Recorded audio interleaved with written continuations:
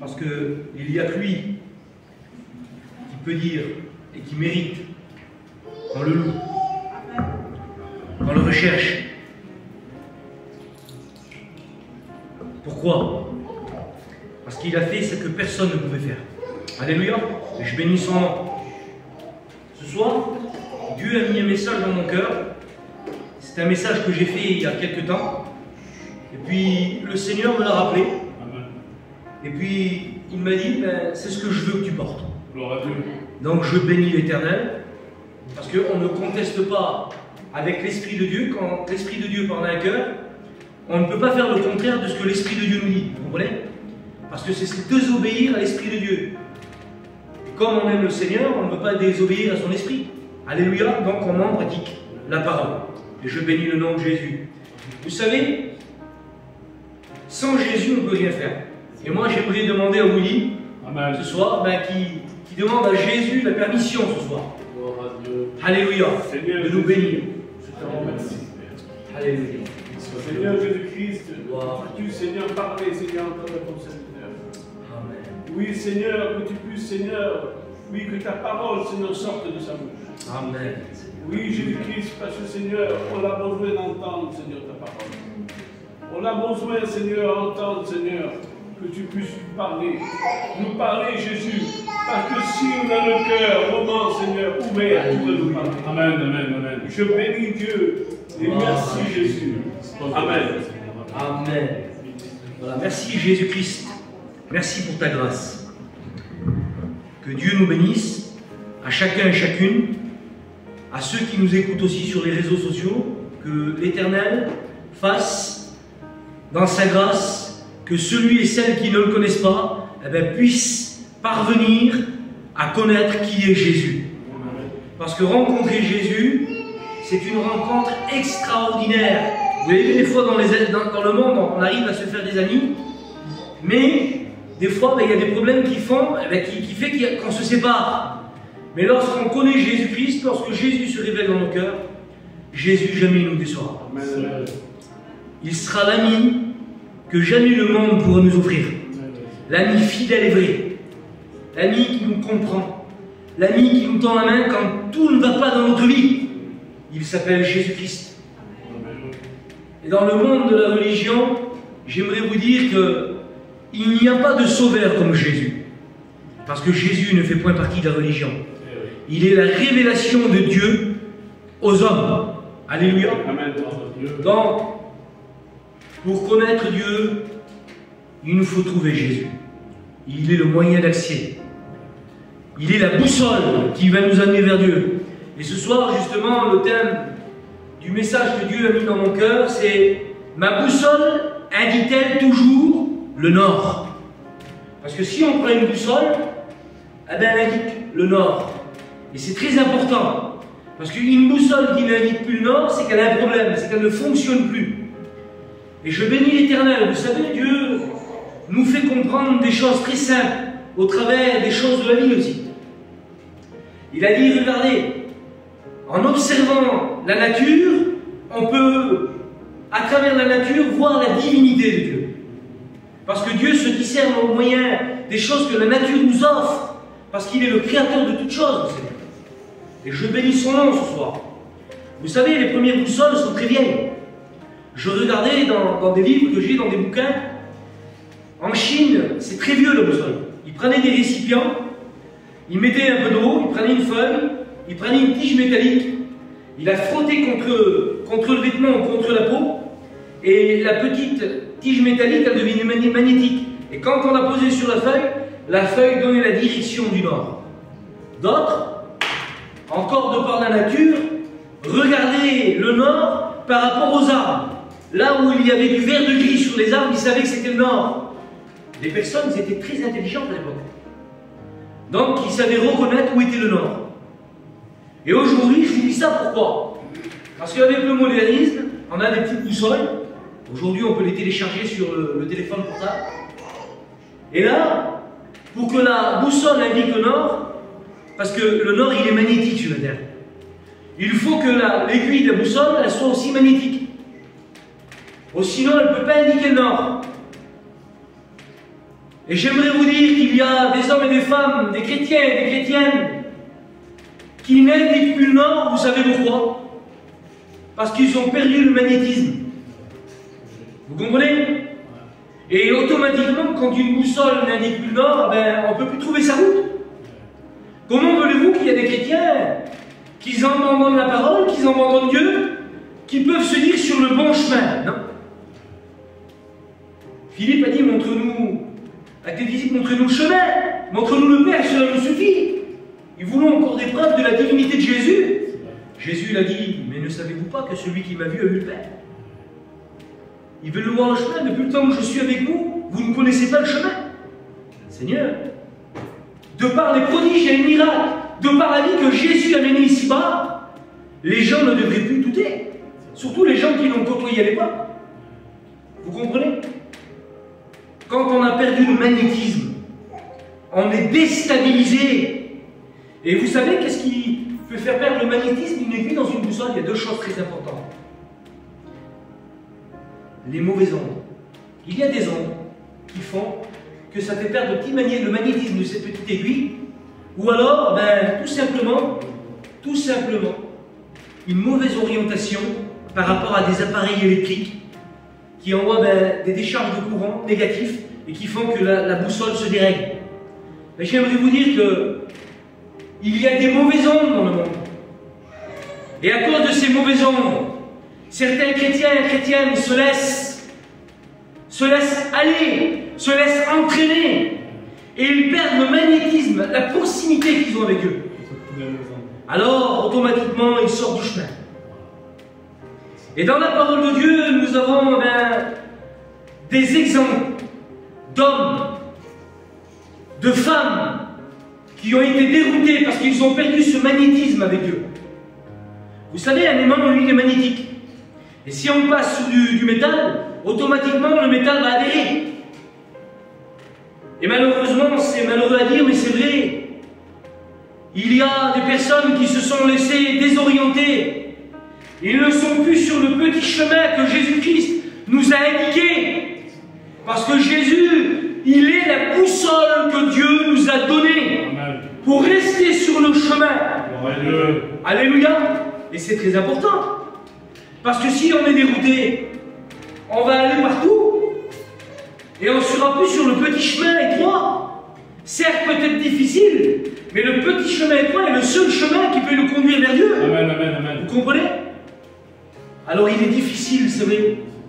Mais au bout, nous aurons la victoire. Alléluia. Et là, j'aimerais vous parler d'un homme dans la parole de Dieu. Cet homme, tout le monde le connaît. Son nom veut dire colombe. Il s'appelle Jonas, la colombe. Et un jour, Dieu va lui parler.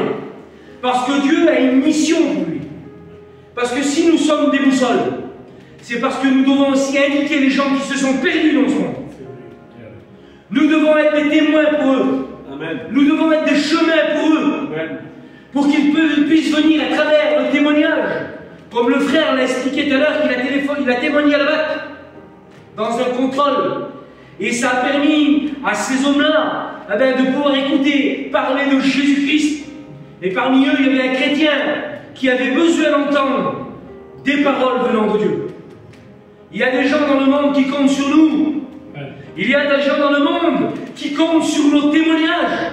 Et nous ne devons pas les décevoir. Parce que Dieu nous a appelés à être des témoins. Amen. Alléluia. Et un témoin, c'est quelqu'un qui indiquera toujours le bon chemin, la bonne solution au bon moment. Vous comprenez? Et c'est très important. Et Jonas, lui, il va se voir missionné par Dieu. Dieu va le missionner pour une mission spéciale. Aller parler à des gens très difficiles, les Nénévites, des tueurs de prophètes, qui tuaient les prophètes d'Israël, ces hommes-là. Et je bénis l'Éternel, vous savez, parce qu'avec Dieu, il n'y a rien qui est faux hasard. Regardez qu'est-ce que Dieu va dire à Jonas. Il va dire, Jonas, lève-toi et va. Lève-toi, c'est un appel. Et va, c'est une direction que Dieu va lui donner. Il va dire à Ninive, là où il y a beaucoup d'hostilité pour les hommes d'Israël, pour les prophètes de Dieu. Et Jonas, lui, quand il va écouter le discours de Dieu, en lui-même, il ne va pas être très d'accord. Comment ce Dieu veut que j'aille prêcher à des hommes qui tuent les prophètes venant d'Israël, là où il y a de l'hostilité pour les enfants de Dieu? Eh bien, Jonas, lui, il ne va pas être trop d'accord. Et aujourd'hui, nous vivons la même situation dans le monde dans lequel nous vivons. Beaucoup de chrétiens ne veulent plus témoigner autour d'eux à cause de l'hostilité, à cause des retombées qu'il peut y avoir derrière. Mais si nous, témoins de Jésus-Christ, nous ne parlons pas de Dieu, alors qui va le faire? Vous comprenez? Si nous avons réellement reçu l'esprit de Jésus-Christ dans nos cœurs, nous ne devons pas regarder à l'hostilité, mais au bien que la parole de Dieu va faire dans les cœurs. Alléluia. Pourquoi? Parce que c'est la parole de Dieu qui remue la foi en nous. C'est la parole de Dieu qui va permettre de réveiller le géant qui sommeille dans nos cœurs. Trop de gens ne le savent pas qu'ils ont un géant qui sommeille en eux. Et ce géant, c'est la foi. Et une simple parole de Dieu peut réveiller le géant. Et une fois que ce géant est réveillé, la vie de Dieu va s'animer dans le cœur de celui qui reçoit la foi. Alléluia. Donc Jonas, lui, il ne veut pas aller à Ninive à cause des retombées, à cause je pourrais dire, de l'hostilité qu'il y a à Ninive. Quand il lui dit, lève-toi, c'est un appel, va, c'est une direction, Ninive, c'est une orientation, même si c'est difficile, Dieu veut que tu ailles là aussi difficile. Alléluia. Et il dira, qui contre elle? C'est un avertissement. Nous devons avertir les gens du monde, parce que dans le monde dans lequel nous vivons, la religion, elle tue. Mais la révélation est là pour réveiller le cœur de celui qui s'endort. Vous comprenez? Et Dieu a mis en nous un esprit vivifiant pour réveiller, pour aller secourir les gens qui sont en train de mourir spirituellement dans le monde. Alléluia. Donc, ça c'est ce que Dieu voulait pour Jonas. Et c'est aussi ce que Dieu veut pour chacun d'entre nous. Alléluia. Mais on pourrait se dire, que s'est-il passé dans le cœur de Jonas pour qu'il ait une telle réaction? Vous comprenez? Sachant qu'une réaction entraîne toujours une réaction. Parce que nous sommes souvent victimes de nos erreurs, de ce qu'on fait. Alors il faut faire attention. Dieu nous a missionnés, chrétiens, chrétiennes, enfants de Dieu, pour parler de sa grâce, pour parler de son amour, autour de nous. Et c'est très important. Regardez le verset 3 du chapitre 1 du livre de Jonas. Jonas se leva. Ah, il a répondu à l'appel, il s'est levé. Pas de problème. Mais pour s'enfuir à Tarsis, à l'opposé de Ninive, parce que si nous regardons, Ninive est au nord, Tarsis c'est l'ancien nom prophétique pour désigner l'Espagne qui est au sud. Une boussole qui ne fonctionne plus, qui n'indique plus le nord, automatiquement elle indiquerait notre direction. C'est vrai. Et c'est souvent le sud. L'opposé. Nous savons que de tout temps, Tarsis, l'Espagne, a été une destination de dépravation. Elle l'est encore aujourd'hui pour ceux qui s'orientent là-bas. L'Espagne, c'est la dépravation. Vous comprenez? Il y a toutes sortes de choses charnelles. Et c'est ce que le monde veut mettre dans le cœur de chrétiens. De la sensualité pour désorienter les personnes de la mission que Dieu leur a confiée. Vous comprenez? Donc, Seigneur, nous ne voulons pas faire l'erreur de Jonas. Ce que nous voulons, c'est être obéissant à ta parole. C'est se maintenir avec fermeté dans les enseignements de la parole de l'Éternel. Et de ne point s'en détourner parce que des gens comptent sur nous dans le monde. Des gens ont besoin de nous, Seigneur. Et ce n'est pas que des paroles. Il faut que ça soit une réalité dans nos vies, dans nos cœurs. Amen. Donc regardez, Jonas se leva pour s'enfuir à Tarsis, loin de la face de l'Éternel. Il descendit à Jaffa, et il trouva un navire qui allait à Tarsis. Il paya le prix de son transport, s'embarqua pour aller avec les passagers à Tarsis, loin de la face de l'Éternel. Vous comprenez que quand on prend une décision que Dieu ne nous a pas donnée, eh bien on s'éloigne de la face de l'Éternel. Jonas a payé le prix de son embarcation. Et il y en a beaucoup qui payent le prix de leur embarcation pour aller dans le monde. Mais la Bible dit que le diable, lui, était un mauvais patron parce qu'il réunit mal ses ouvriers. Parce que le salaire de la vie avec Jésus, le salaire de la vie avec Jésus, c'est la vie éternelle. Mais le diable, lui, c'est un mauvais patron parce que le salaire qu'il donne, c'est la mort. La mort, loin de Dieu, loin de la face de l'éternel. Vous comprenez? Et regardez comment c'est beau, Seigneur. J'ai marqué ça, ces mots-là. La boussole de Jonas n'indiquait plus le nord, mais elle indiquait le sud. Vous comprenez? La facilité, la sensualité, la dépravation. Et quel dommage qu'il y a beaucoup, Seigneur, de chrétiens et de chrétiennes aujourd'hui qui se laissent désorienter par le diable, par des courants mondains, par des fausses promesses que la religion leur fait. On voit des hommes qui ne se contentent plus de l'Esprit de Dieu pour être bénis. Ils recherchent ce qui est sensuel. Vous comprenez? Ce qui est charnel, ce qui est mondain, ce qui est passager. L'Esprit de Dieu, elle n'est pas passagère. Vous comprenez? Comme les vagues de la mer sont successives, l'Esprit de Dieu est successif dans nos vies. On n'attend pas la soi-disant vague de la bénédiction. Toutes les vagues sont une bénédiction pour nous dans la parole. Parce que la parole de Dieu, c'est une océan de possibilités. Vous comprenez? Alors oui, Seigneur, nous voulons rester dans la parole de l'Éternel et faire ce que Dieu nous demande de faire. Alléluia. Donc regardez, Christ est le modèle parfait. J'ai marqué. Jésus-Christ est notre modèle parfait. Acte chapitre 9, verset 6. Il dit, tout tremblant, vous allez voir que cet homme-là a reçu le même message que Jonas, mais vous verrez qu'on n'y verra pas le même cœur. C'est l'apôtre Paul. Sur le chemin de Damas, lorsque le Seigneur lui est apparu dans une aveuglante lumière, et qu'il s'est aperçu qu'il faisait du mal à l'église de Dieu, regardez qu'est-ce qu'il va dire. Acte 9, 6, il dit tremblant et saisi d'effroi. Il dit, Seigneur, que veux-tu que je fasse? Apôtre Paul. Et regardez qu'est-ce que le Seigneur Jésus-Christ va lui répondre. Ce qu'il a dit à Jonas, il va le demander à l'apôtre Paul. C'est le même discours qu'il emprunte. Regardez comment c'est beau. Le Seigneur lui dit, lève-toi et entre dans la ville. Alléluia. C'est à ça que nous sommes appelés.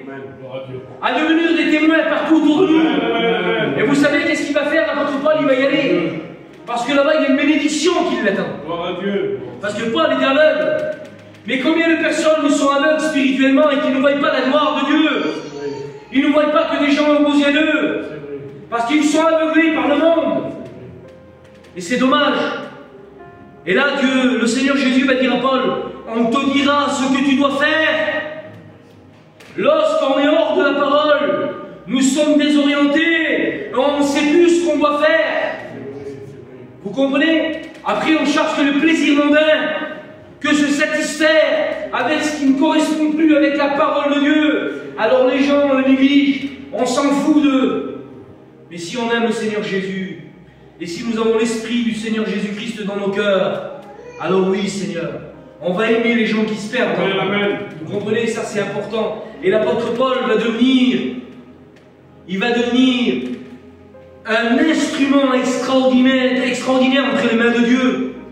Il va devenir l'apôtre des nations, ce homme-là. Il ne s'est pas trompé de chemin, il ne s'est pas trompé de parcours. Pourquoi? Avant, il était désorienté. Avant, sa boussole n'indiquait plus le nord. Parce qu'il persécutait l'église de Dieu. Mais lorsqu'il a compris que Jésus-Christ était le Dieu de tous les hommes, alors là, oui, il a réajusté sa boussole.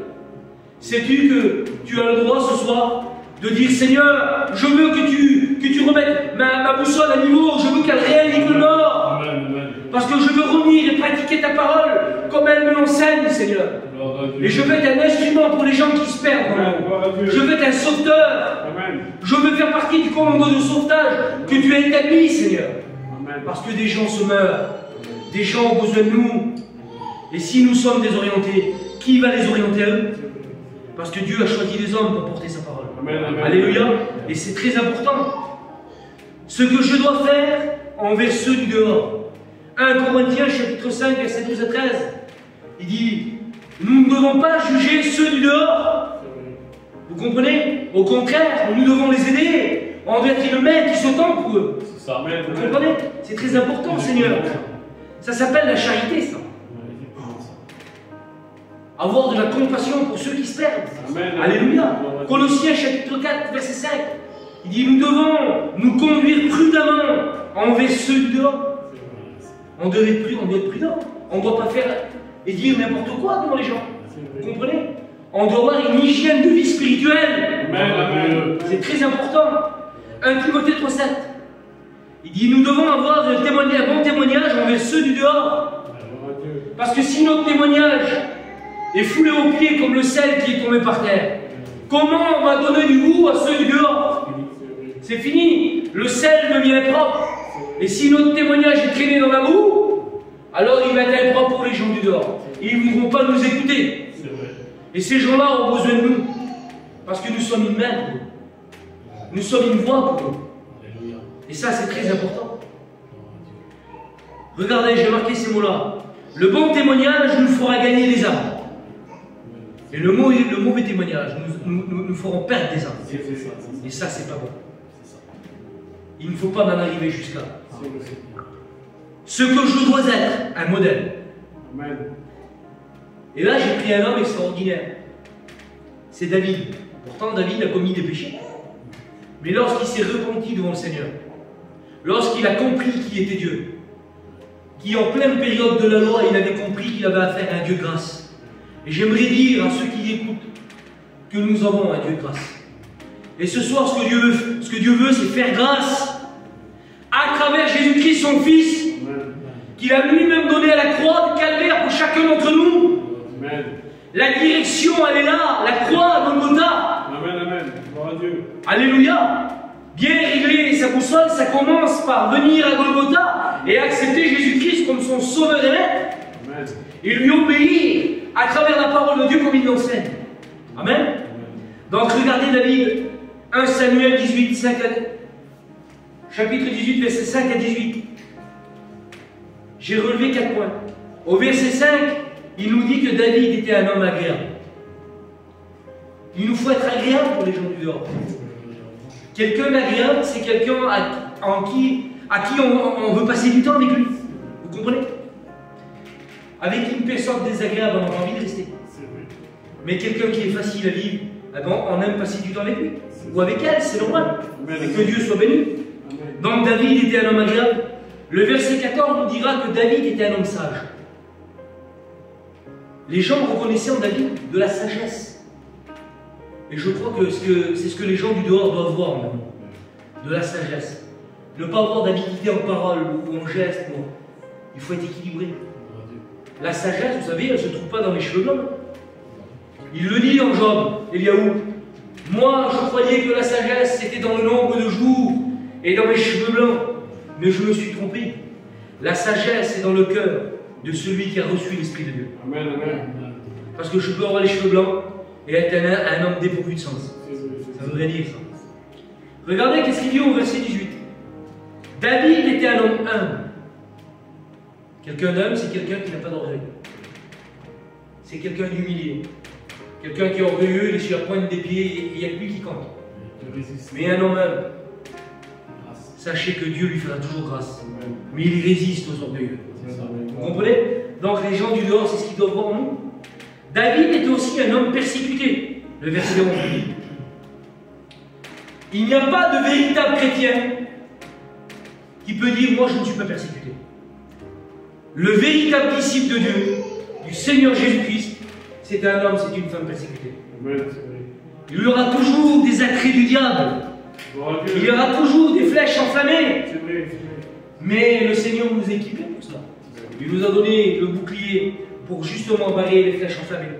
Il nous a donné aussi l'épée pour pouvoir riposter.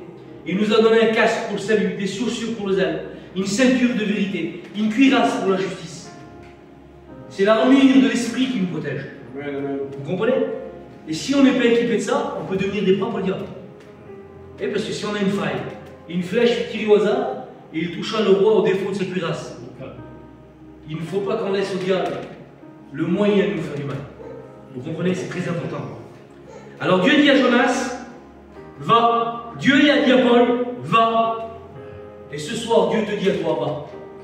Comme il me le dit à moi, Johan, faut que tu vas. Alléluia. C'est important, je crois. Gloire à Dieu. C'est très important que nous allons. Pourquoi? Parce que le Seigneur a besoin de nous. Amen. Le Seigneur a besoin de nous. Gloire à Jésus. Et regardez qu'est-ce qu'il va dire. Actes chapitre 1, verset 8. Jésus a dit, soyez mes témoins. Amen, amen, amen. C'est ça les frères. Amen. Soyez mes témoins. Amen, amen. Un témoin, Amen.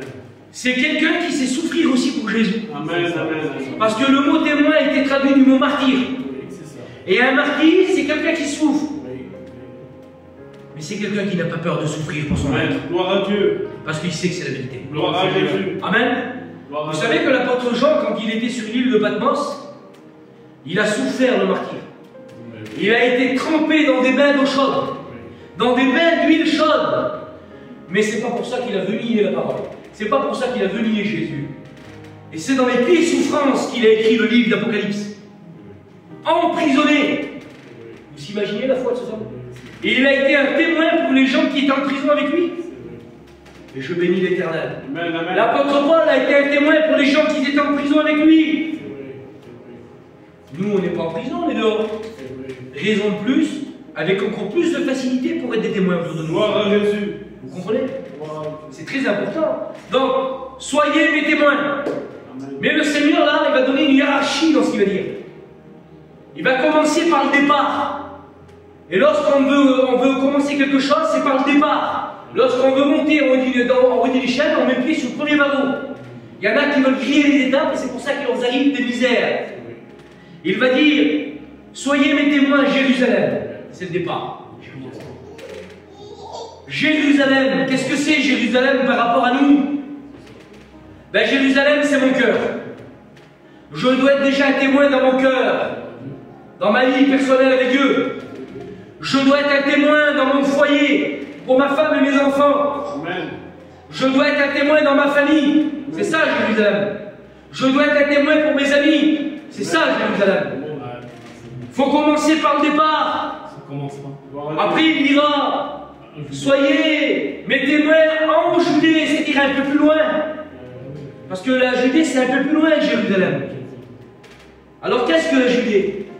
La Judée, c'est ma ville, c'est mon village.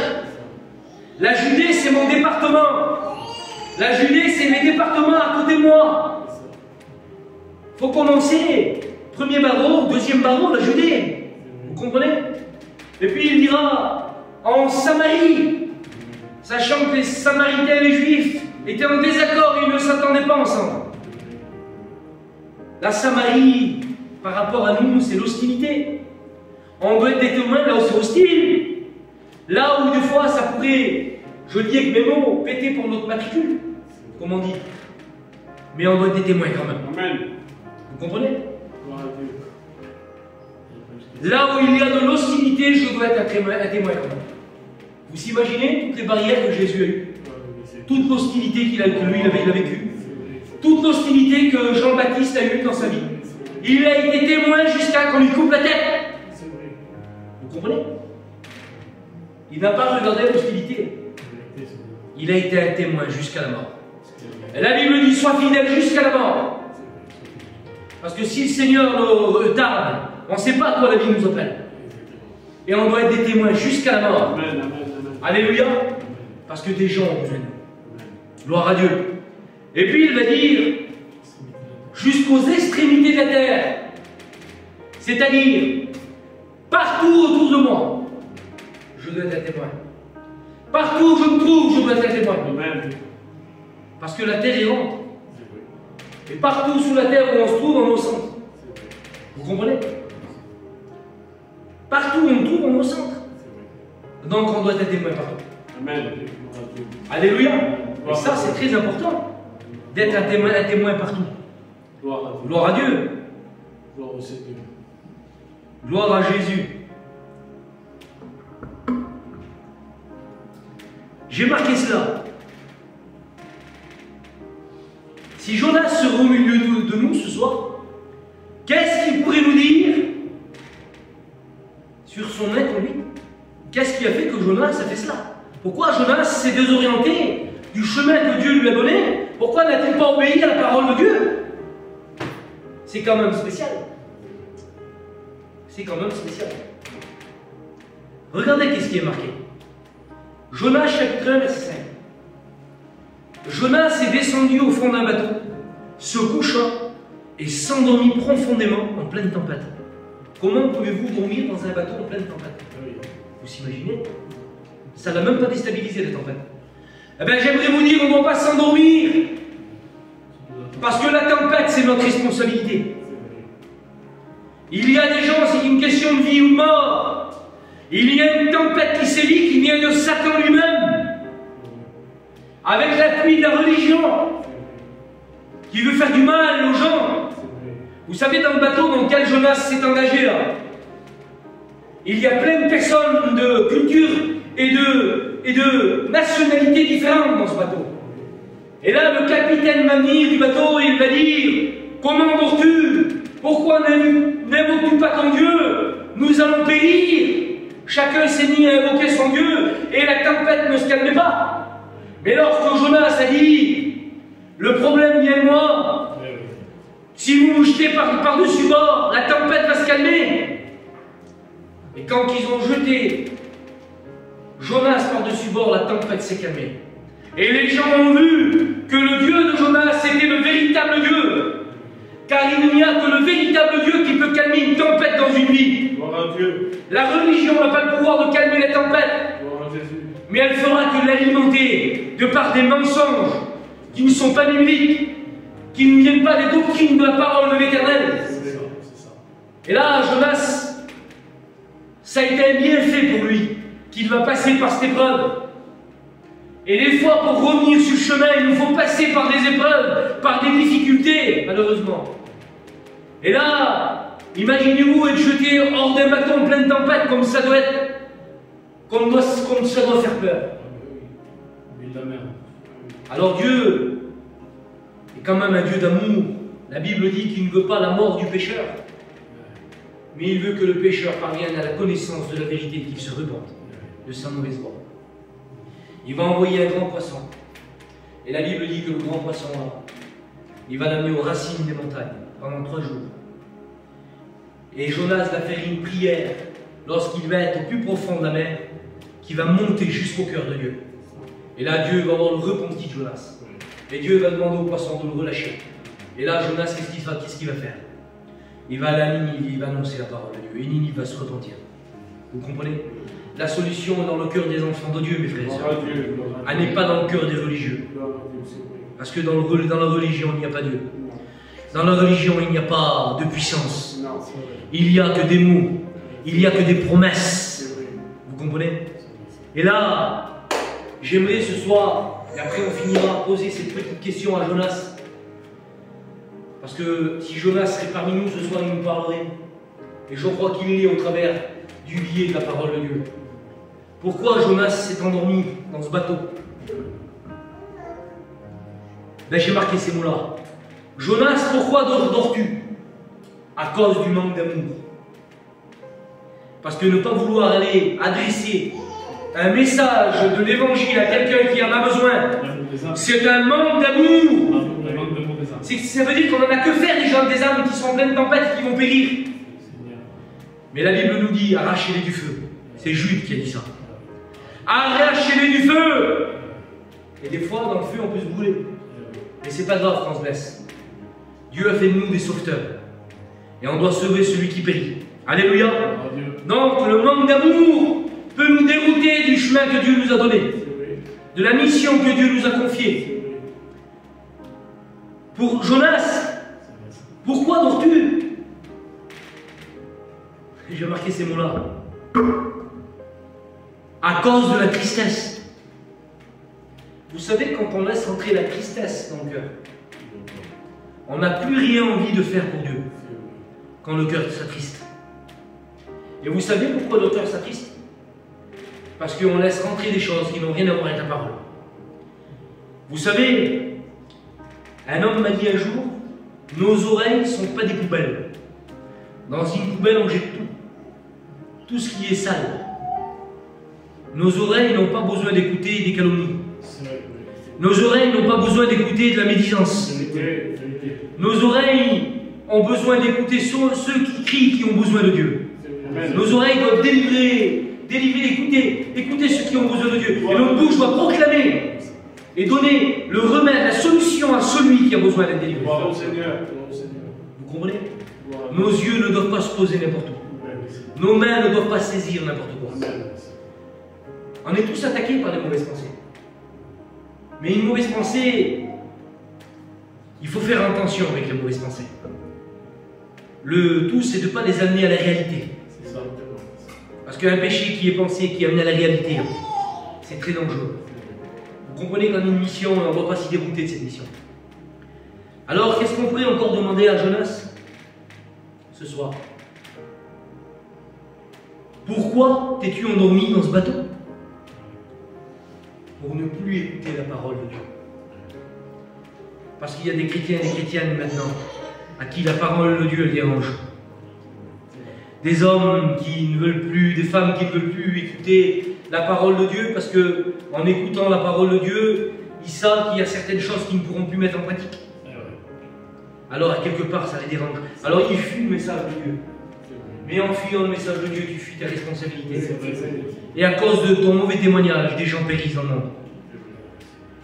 Nous sommes des sauveteurs, mes frères et sœurs. Et il faut le rester. Regardez qu'est-ce que la parole de Dieu nous dit par rapport au manque d'amour. Actes chapitre 10, verset 15. Ce que Dieu a déclaré pur, ne le regardons pas comme impur. Eh oui, c'est ce qu'il a dit à Pierre. Quand il a fait descendre la nappe avec les reptiles. Tue et mange. Dieu est le Dieu de tous les hommes. Amen, gloire à Dieu. Et il veut sauver tous les hommes. Gloire à Jésus. Vous savez, l'autre jour, un frère m'a appelé, et puis il m'a posé une question parce que c'était important. Jean-Paul XVI, Dieu a tellement aimé le monde. Quand on regarde le mot grec, c'est le cosmos. C'est tout l'univers, en fait. Tout l'univers. C'est-à-dire tout ce qui a été créé par Dieu. Dieu l'aime. Vous comprenez? Et ça, c'est très important. Et je bénis Dieu à cause de son amour. Donc regardez, on finit. Luc 22, 46. Et ça, c'est très important, c'est une parole de Jésus. Willy, il a dit quelque chose tout à l'heure d'ailleurs, je l'ai retenu. Regardez ce que Jésus va dire. Luc 22, 46. Jésus dit aux disciples, pourquoi dormez-vous? Jésus a demandé aux disciples de prier avec lui. Ils n'ont même pas été capables de veiller 1 heure avec lui. Jésus va leur faire un reproche, il va dire, vous n'avez même pas pu veiller 1 heure avec lui. Les frères, je crois qu'il est temps de se réveiller. On ne veut pas faire comme les témoins de Jéhovah, de dire réveillez-vous, c'est un faux réveil. Ils réveillent les gens pour leur mettre des coups de massue sur la tête. On ne veut pas faire ça, nous. Nous, on est maître de personne. Le maître, il s'appelle Jésus-Christ. Et c'est par l'Esprit de Dieu qu'une personne a les réveiller. Mais le Seigneur se sert des hommes, de vous et de moi. Des sœurs, il se sert le Seigneur aussi. Quand je dis des hommes, c'est de tous. Une simple parole peut rentrer dans le cœur de quelqu'un et changer sa vie. Et ça, c'est très important. Regardez, Éphésiens chapitre 5, verset 14. Paul a dit, réveille-toi, toi qui dors parmi les morts, et Christ t'éclairera. Vous comprenez?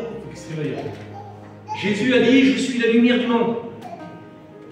Mais il a dit à l'Église, quand il est parti, vous êtes la lumière du monde. Il nous a transmis le flambeau. Amen. Donc c'est à nous d'aller éclairer les gens qui sont dans les ténèbres. Alléluia. Et je finis avec ce mot-là. Et ça, quand je lis, moi, ça bénit mon cœur. Regardez qu'est-ce qu'il dit à Jonas, là, le capitaine du bateau. Le capitaine du bateau, il va dire ça dans Jonas 1,6. Le capitaine du bateau va dire à Jonas, pourquoi dors-tu? Lève-toi et invoque ton Dieu. J'aimerais vous dire, vous savez qui c'est le capitaine du bateau pour nous? C'est le Saint-Esprit. Et le Saint-Esprit veut qu'on se réveille. Il est temps plus que jamais que nous nous réveillons. Parce que quand il dit, il s'est endormi profondément, c'est une torpeur. c'est comme un état comatique. Alléluia. Et il y a des gens qui sont dans un état comatique. Ils n'arrivent même plus à témoigner de Dieu autour d'eux. Ils n'arrivent même plus à dire qu'ils sont des enfants de Dieu, parce qu'ils ont honte de lire, tellement ils mènent une mauvaise vie, une vie dépravée. Mais si moi je suis plus malade que celui qui est malade dans le monde, qui va les guérir? Qui va nous guérir? Vous comprenez? Alors Seigneur, il nous faut invoquer le capitaine du bateau, le Saint-Esprit. Nous sommes dans un bateau appelé l'Église, qui est dirigé par le Saint-Esprit, qui en est le capitaine et le gouvernail et la barre à la fois. Amen. Amen. Vous comprenez? On demande au Seigneur ce soir dans une courte prière Amen. de nous réveiller. Amen. Seigneur l'Éternel, nous voulons que tu nous réveilles.